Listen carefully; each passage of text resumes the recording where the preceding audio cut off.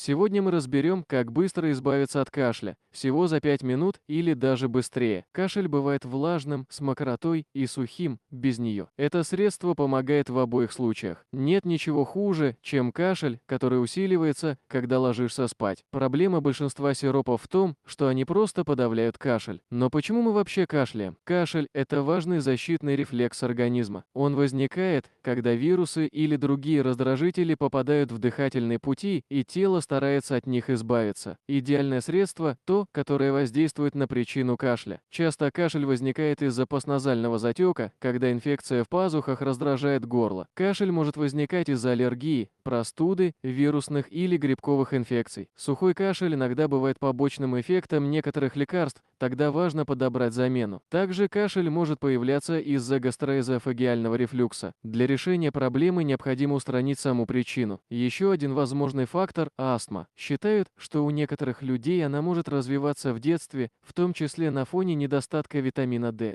так как этот витамин влияет на развитие дыхательной системы. Поэтому иногда для поддержки организма при астме используют витамин D, особенно зимой, когда его естественный синтез уменьшается. Существует и так называемый КРУП, это характерный лающий кашель у детей, он отличается от астмы, но также может иметь связь с дефицитом витамина D. Еще одной причиной кашля бывает слишком сухой воздух, если влажность опускается ниже 30%, слизистые пересыхают. Горло раздражается и появляется кашель. Грязная или засоренная вентиляция только усиливает этот эффект. Иногда в помещении может быть плесень, и из-за нее идет горячий сухой воздух, провоцирующий раздражение горла. В таком случае помогает увлажнение воздуха в комнате, особенно ночью. Еще одна частая причина сухого кашля– спазмы в гортани, называемые ларингоспазмами. Если поискать информацию, можно увидеть, что среди факторов встречается гипокальциемия, снижение уровня кальция в крови. Кальций участвует в передаче нервных сигналов в области горла, и его недостаток может провоцировать кашлевый рефлекс,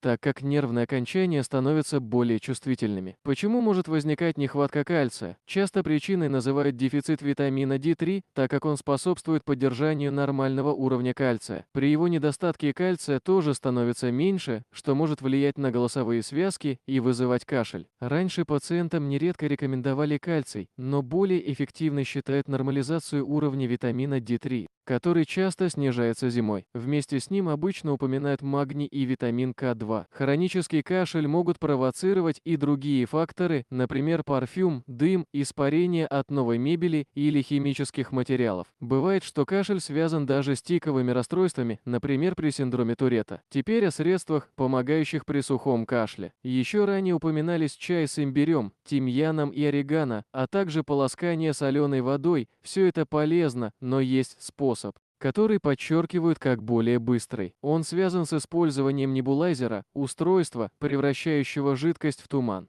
который попадает в дыхательные пути и быстро успокаивает раздражение. В качестве одного из вариантов обычно упоминают N-ацетилцистеин, антиоксидант с противовоспалительным действием, способствующий разжижению мокроты и поддержке дыхательной системы. Его растворяют в теплой воде, затем добавляют источник магния, например, в виде английской соли. После чего смесь используют в небулайзере, вдыхая туман несколько минут 1-2 раза в день. Отмечается, что магний важен для работы витамина D и регуляции кальция. Есть и дополнительные натуральные варианты, например, черный тмин или шандра обыкновенная. При этом также подчеркивается значение достаточного уровня витамина D3, магния, витамина К2 и иногда цинка для поддержки организма. Такой подход рассматривают как способ быстро уменьшить кашель и улучшить сон. Спасибо за просмотр и до новых встреч!